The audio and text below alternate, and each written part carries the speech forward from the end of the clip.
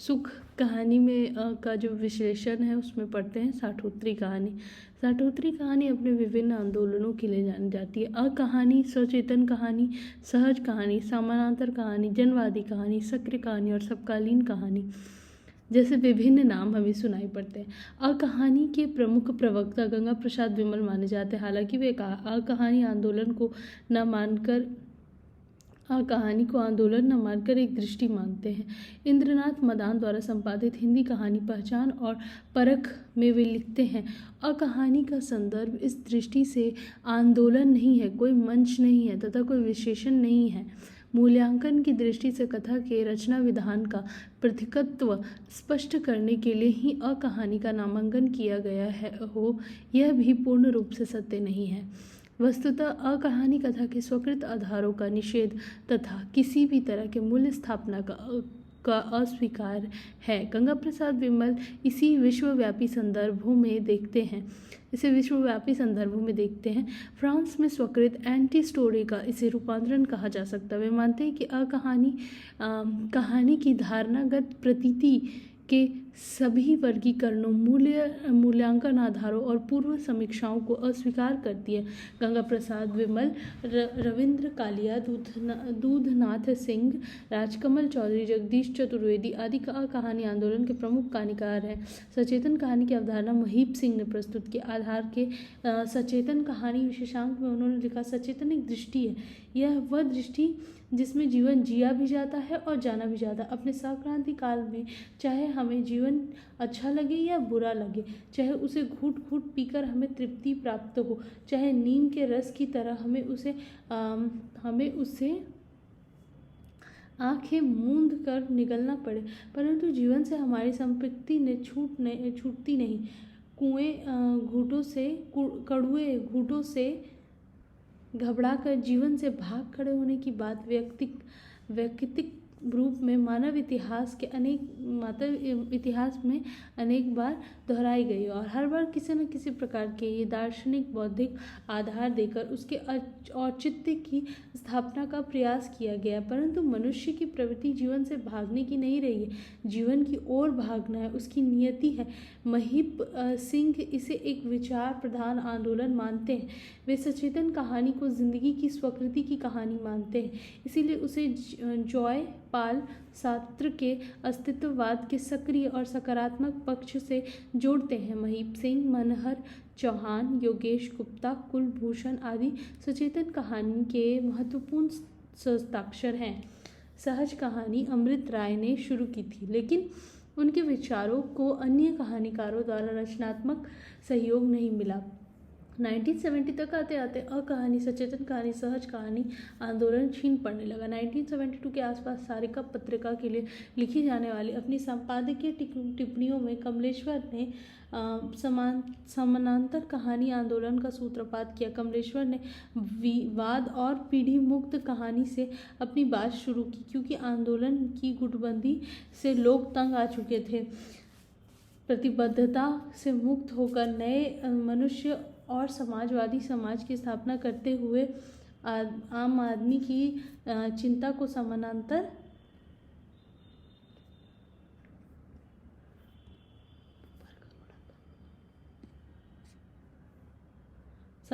कहानी केंद्र में रखती है।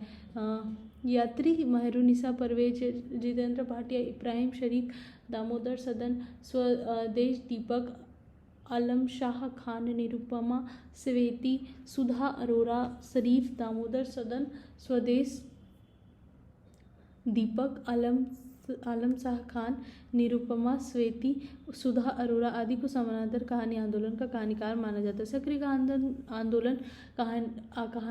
कहानी आंदोलन का श्रेय श्री राकेश वत्स को जाता है, किंतु यह आंदोलन भी सहज कहानी आंदोलन की तरह नाम भर का आंदोलन रहा है। इसका व्यापक और स्थायी प्रभाव नहीं रहा।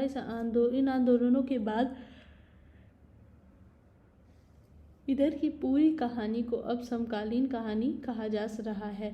इसमें तमाम कहानीकारों के नाम तेजी से उभर रहे हैं। साठोत्तरी कहानी आंदोलन में सर्वाधिक चर्चित और महत्वपूर्ण कहानी आंदोलन जनवादी कहानी आंदोलन था। एक और इसमें नई कहानी आंदोलन के लेखक भी शामिल थे तो दूसरी ओर नए लेखक जुड़ रहे थे। काशीनाथ सिंह इसी आंदोलन के कहानीकार हैं, इसलिए हम इसकी चर्चा अलग से कर रहे हैं। जनवादी और काशीनाथ सिंह जनवादी कहानी के प्रतिनिधि हस्ताक्षर हैं। उनकी कहानियाँ जनवादी कहानी आंदोलन से जुड़ती है और उसके विकास की ज़मीन तैयार करती है। दरअसल जनवादी कहानी के सूत्र नई कहानी आंदोलन के प्रगतिशील कहानीकारों से जुड़ते हैं। इसमें भीष्म साहनी, अमरकांत, मार्कंडेय और शेखर जोशी प्रमुख हैं। ये कहानीकार नई कहानी आंदोलन के बाद साठोत्तरी कहानी के दौर में भी लेखन के क्षेत्र में डटे रहे और अपनी प्रगतिशील चेतना से लैस कहानियां लिखते रहे। एक जनवादी लेखक संघ की स्थापना के बाद जनवाद शब्द तेजी से चल पड़ा, जो वास्तव में प्रगतिशील सरोकार का ही प्रतीक है। यही कारण है कि युग इन संदर्भों को अपनी रचना में शामिल करते हुए उपर्युक्त चारों लेखक जनवादी कहानी का भी विस्तार करते रहे। यही नहीं, साठोत्तरी कहानी के अन्य आंदोलन से प्रभावित हुए बिना उन्होंने अपनी कहानियों का केंद्रीय तत्व जनवादी ही बनाए रखा और एक नए आंदोलन में शामिल नए कहानीकारों के लिए आधार भूमि तैयार की। ज्ञान रंजन, सतीश जमाली, रमेश उपाध्याय, मधुकर सिंह, इसराइल विजयकांत आदि काशीनाथ सिंह के साथ जनवादी कहानी के प्रमुख कहानीकार हैं।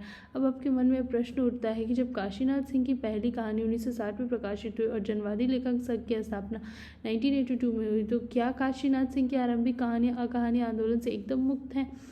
इसके दो उत्तर हो सकते हैं। एक तो यह कि जब अकहानी के दौर में भी नई कहानी आंदोलन के प्रगतिशील लेखक अपने को उससे मुक्त रखने में सफल रहे, तो काशीनाथ सिंह उससे मुक्त होकर कहानियाँ क्यों नहीं लिख सकते थे।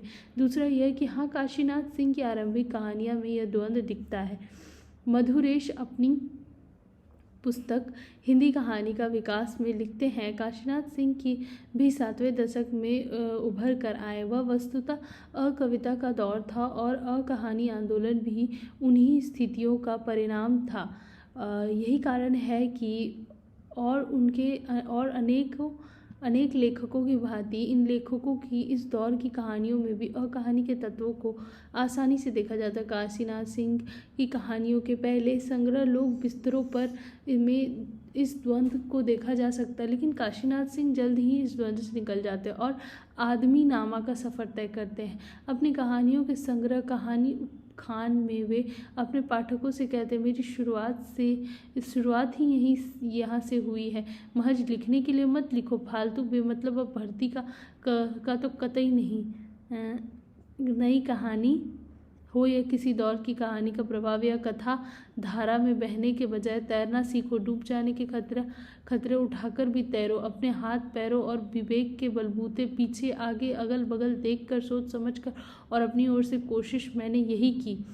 मैं लिखता रहा। जिन दिनों मेरे साथी कथाकार चुप और बेबस थे, उन दिनों भी लिखता रहा। ऐसा संभव इसीलिए हुआ कि मैंने न तो कभी खुद को ड्राइंग रूम या स्टडी रूम तक सीमित रखा, न कभी समकालीन मुहावरों के पीछे पड़ा। शायद इसी का परिणाम था कि मैं 60 का कहानीकार होकर भी 60 का नहीं रह सका। कभी तो बदलते समय के साथ मेरी कहानियाँ बदली और कभी कहानियों के बदलने के साथ समय की कहानियों का मिजाल बदला। कहने की ज़रूरत नहीं है कि जनवादी कहानी की चर्चा जिन कहानियों से आरंभ हुई थी, उन्हीं में मुसई चा, सुधीर घोषाल, जंगल जात काम, लाल किले के बाज जैसी कहानियाँ रही हैं। हालांकि इस संदर्भ में चोट और हस्तक्षेप को भी अनदेखा नहीं किया जाना चाहिए, जो 70-71 में प्रकाशित हुई थी। काशीनाथ सिंह के उपयुक्त कथन से स्पष्ट है कि 1982 के पूर्व ही जनवादी कहानी के आरंभकर्ताओं में शामिल हो चुके थे। मई 1982 में अमरकंटक में आयोजित कहानी रचना शिविर में साहित्य और जनवादी लेखक के बारे में वे स्पष्ट कहते हैं, मेरी जहन में साहित्य मानवीय संवेदनाओं के घात प्रतिघात की गतिशील प्रतिक्रिया का भाषाबद्ध इतिहास है।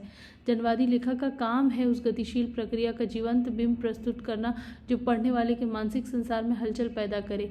इसकी पहली शर्त है रचना में पढ़े जाने का आकर्षण। आप चाहे जैसी क्रांतिकारी वस्तु दीजिए, यदि वह पढ़ने के लिए आमंत्रित न कर सके, उत्साहित न कर सके, अपने को पढ़ डालने के लिए बाध्य न कर सके, तो आप उसे बिसाती की तरह सिर और पीठ पर लादे या कांख में दबाए गली गली घूमा कीजिए। उम्दा होगी अपनी बला से, चाहे आप जितना वस्तुवाद और उपवाद चिल्लाया करें। दूसरी शर्त है उस वस्तु की संवेदना को तीक्ष्णतम रूप में पाठक की चेतना के समस्त स्तरों पर फैला देना, इस कदर कि पढ़ने वाले को एहसास हो कि सच का सिर्फ एक रंग है।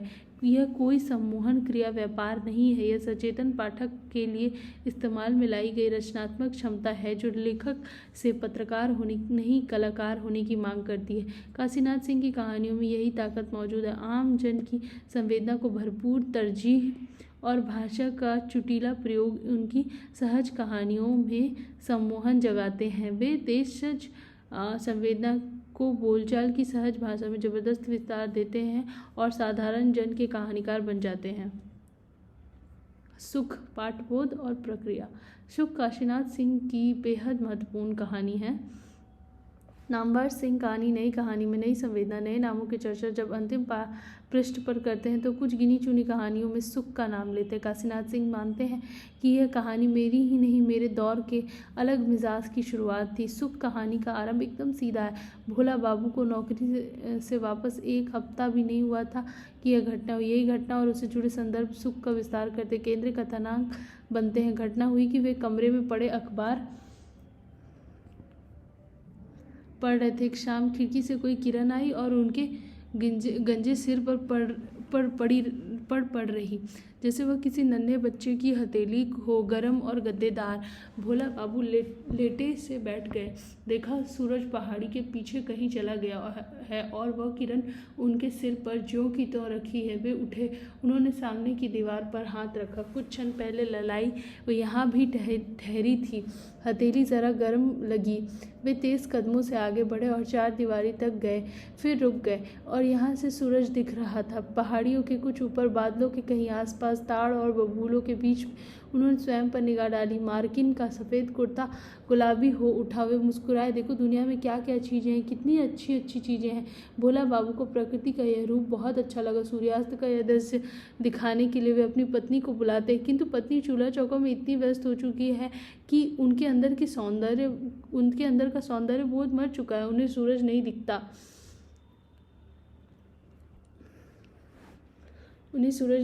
बल्कि सड़क पर ईंटों से लदे खच्चरों की पांच और उनके पीछे चलते आदमी दिखते हैं। भोला बाबू जब उन्हें ताड़ों के बीच में धुंधली धुंधली पहाड़ियाँ, लाल सूरज गोलाई पर पतले भूरे बादलों को दिखाते हैं और कहते हैं कि देखो उसे अच्छी तरह देखो, तो वे रुखाई से कहती है, उसे क्या देखना, आप आज देखते हैं, मैं ज़िंदगी भर से देख रही हूँ।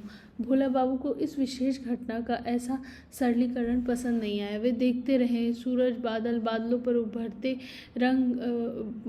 उभरते रंगों में खिंचती धारियाँ, पहाड़ियों के सामने वाले हिस्सों का धुंधलेपन के बिल्कुल ऊपर चोटी पर लाल कुहासे का छीन होना। उन्होंने सोचा यह सूरज अब तक कहाँ था, यह शाम आखिर किधर थी, आज वे क्या देख रहे हैं। भोला बाबू सूर्यास्त का यह दृश्य देखकर अभिभूत हैं। प्रकृति के इस चित्रे ने इस दृश्य को कैद कर लेना चाहा अपनी आंखों में और चाहा कि इस पल का साक्षी वे सबको बना दे। शायद इसीलिए उन्होंने छोटे बच्चे नीलू से सबको बुलाकर लाने को कहा, किंतु सब अपने अपने कामों में व्यस्त थे, कोई नहीं आया। वे सूरज को देखते रहे, खुश होकर तालियां बजाई और सड़क से गुजर रहे ऊँट वाले को इधर आने को कहा, किंतु ऊँट वाला भी उधर देखता हुआ आगे बढ़ गया। सूरज डूब गया। वे वहाँ से हट आए।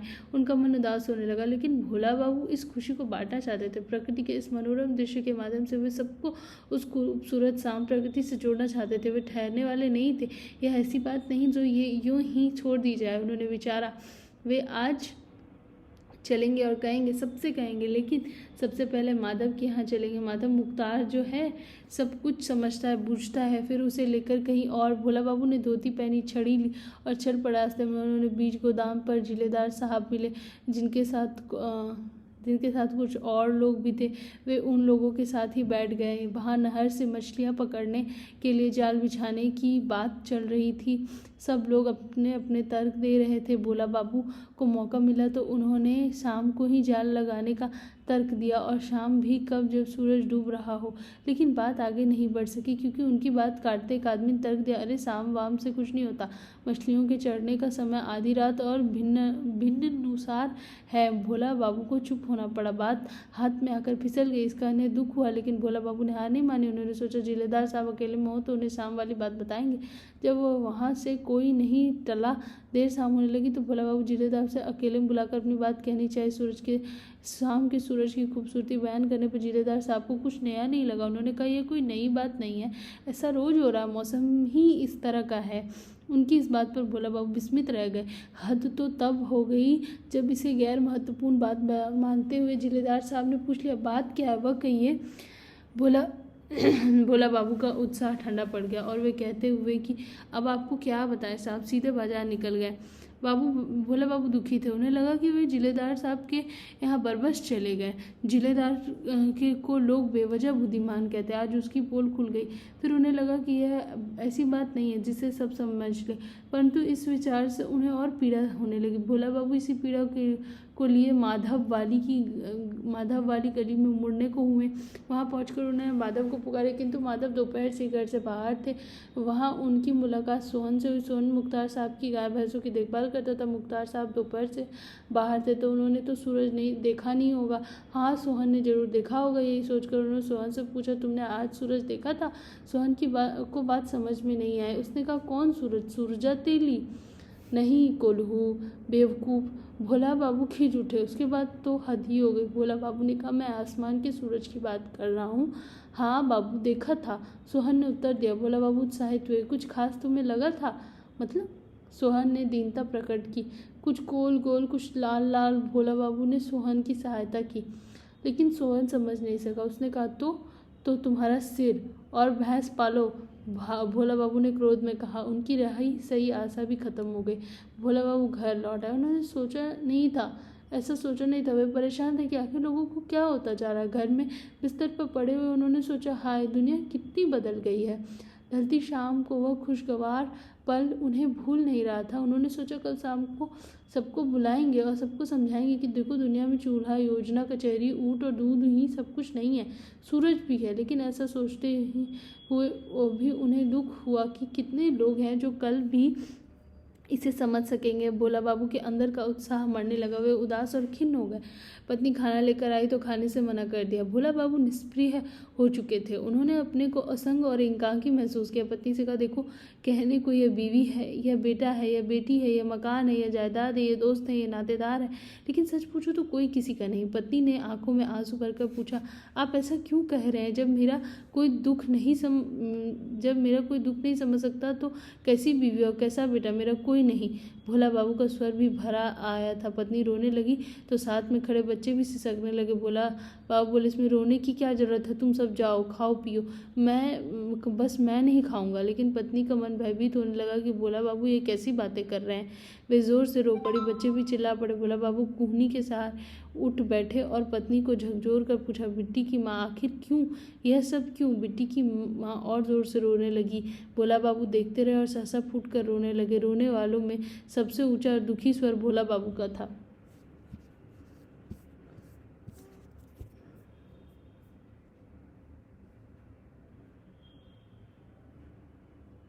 इसके बाद ये इतना इम्पोर्टेंट नहीं है, आप इसको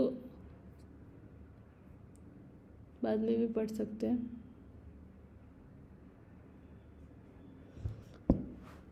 अगर आपने कहानी नहीं पढ़ी है मूल पाठ, तो आप अगर इस पाठ को पढ़ना चाहिए, क्योंकि इसमें सिलसिलेवार ढंग से पूरी कहानी दी हुई है कि कब कौन सा घटनाक्रम किस समय पे होता है।